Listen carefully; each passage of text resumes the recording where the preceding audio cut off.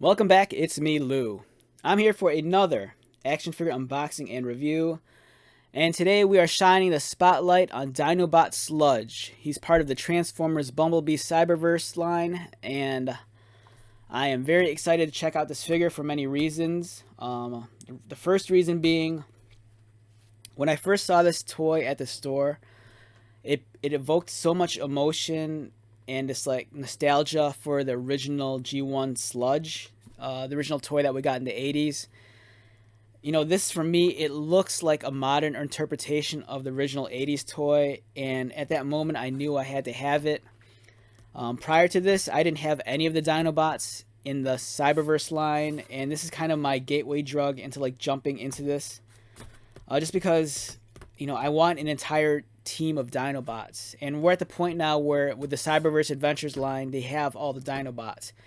They've given us a couple of Grimlocks, they've given us Snarl and Swoop and Slug or Slag, and yeah, I'm excited. Anytime I can assemble a full team of Dinobots is an event for me. The Dinobots are some of my favorite characters. I have multiple shelves in my collection where all it is just Dinobots. So let's get started. First off, fun packaging. This is clearly aimed at kids. It's an open air box. There's no window, so the kids can actually handle it and feel it out. Although this is described as being classified as an ultra class figure, it feels a little bit too small. Like the Grimlock ultra class figure, I believe is like it might be like an inch taller than this guy. This guy almost feels like the same height as the Warrior and the deluxe class figures, but I have a feeling that the reason why he's labeled as ultra class is because he has a lot of extra plastic. Like, you know, over here is his neck and head, and he's just a larger, slightly larger figure. Package design's cool. We have his Dinobot mode here. We have him with the Energon Armor over here. On the back, Dinobot Sludge. This dude is the rough Dinobot ally. Energon Armor effect. This guy transforms in 14 steps, which for me is a blessing. The deluxe class Grimlock figure, if you watched my review on that review was a mess. I couldn't transform him into his Tyrannosaurus Rex mode, which was very embarrassing. And it's ridiculous because that's a figure that's it's about 5 to 5.5 inches tall, but it requires 27 steps to transform. And that's too much.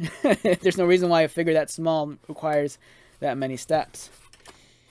But for this guy, he looks a lot more manageable, and much like some of his other Dinobot brothers, we're going to see if I can do this guy without using the instructions.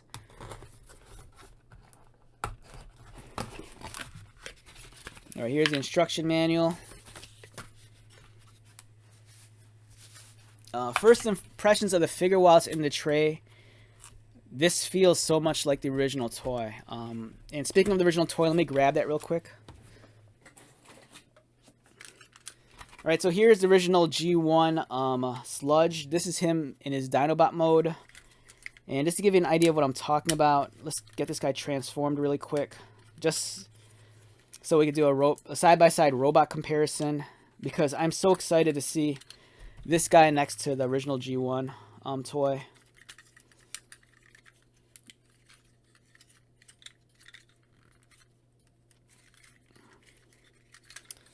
Alright, the plastic's kind of stuck. It's been ages since I've transformed this.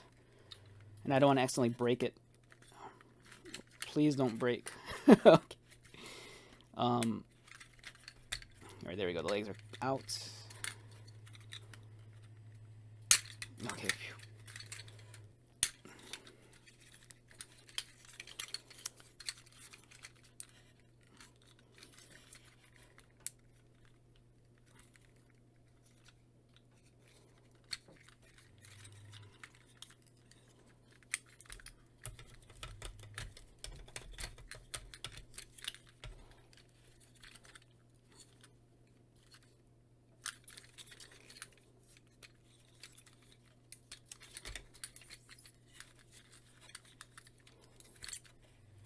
Yeah, so here's the original G1 toy. I'm very fond of this figure. Likewise, I'm fond of all the original G1 Dinobots.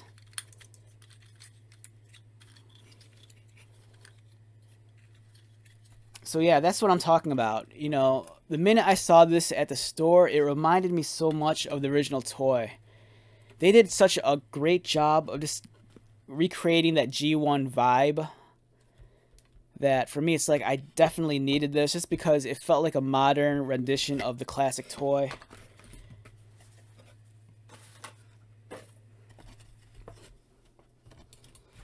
And let's get this guy out so we can check him out and give him a nice look over.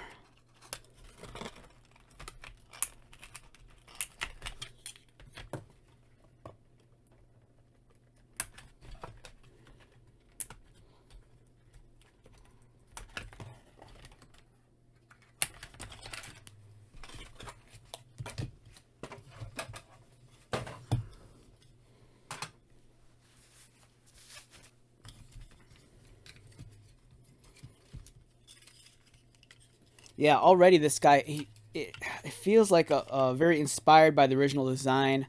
The only issue I'm running into right now is that his joints feel kind of floppy and loose. There are ways of correcting that, but for me, that's just a little bit disappointing. I want to make sure I get this head on right. So let's attach his...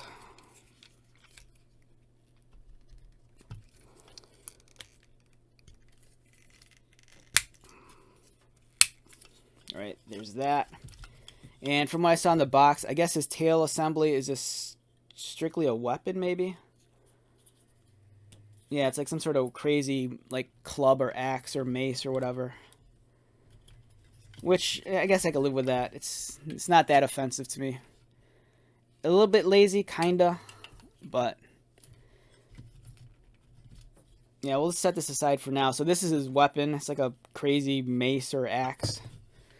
Or spear. I don't really know how to classify that. But yeah, here's his robot mode.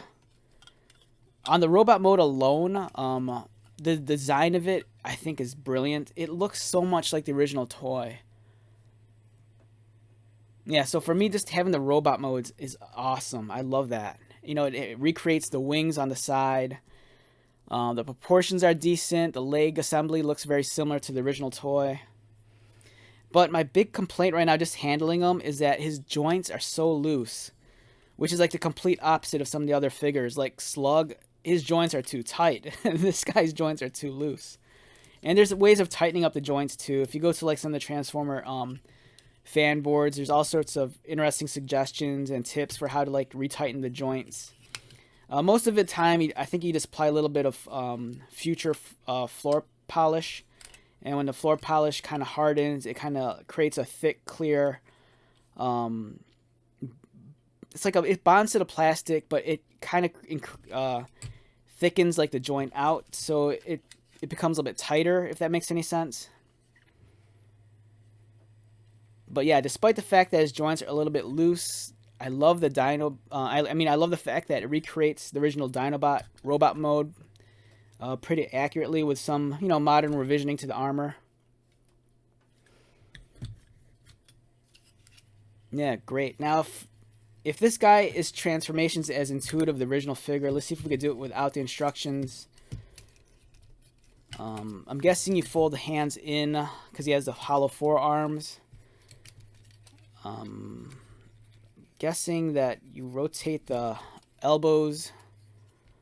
Take these out. Fold his neck over his robot head.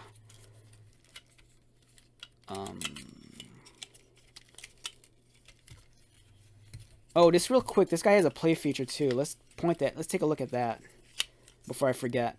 So this guy has Energon Armor, and I think the way it works is you slide down his back, and this is spring loaded, and it folds this like Energon like vest over him. So it kind of has like protective shielding guarding his chest and his head. It's a nice play feature. Did they need it? Most likely not, but it's cool to have nonetheless. So it's spring loaded. It's an auto feature. So the minute you fold his backpack down, once you pull this down, his shielding comes up. Let's see if we can do it flawlessly. And now it does not want to work. Oh, it's stuck. Let's see.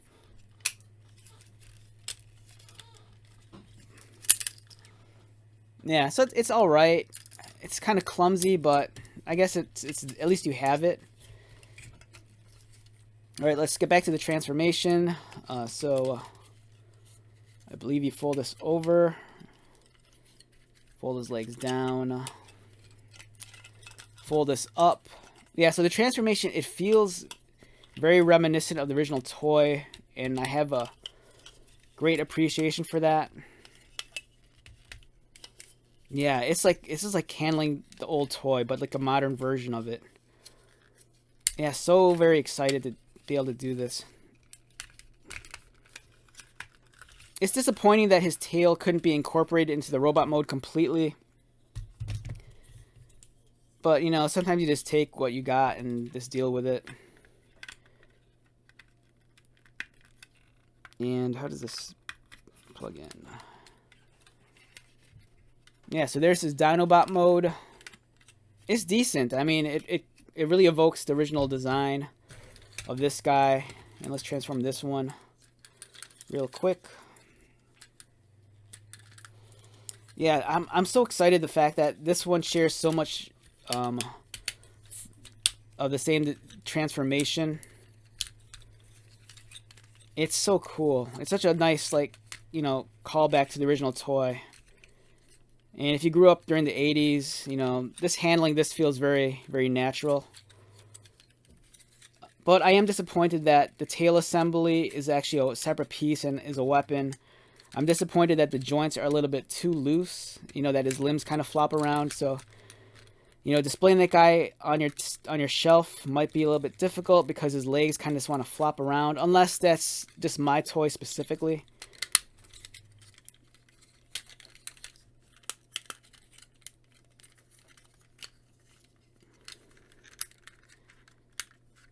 And then here we go. We have Sludge, the original toy, in his Dinobot mode. And then we have the much newer Cyberverse one. Yeah, the Cyberverse figure does a good job of just, like, evoking, you know, the feels for, like, the original G1 toy. You know, there's going to be a lot of nostalgia handling this. The Dinobot mode, it's pretty sizable. As you can see, it's much larger than the original figure. Great toy. Really excited. The mouth even opens. Personally, I would have liked it if they got rid of that Energon, like, armor gimmick and instead give him, like, an additional weapon, like maybe a blaster. But it's alright, I can live with this. Alright, so with that being said, I can't recommend this figure enough, especially if you want a complete set of Dinobot figures. It's nice that in the Cyberverse line that they've given us all the Dinobots.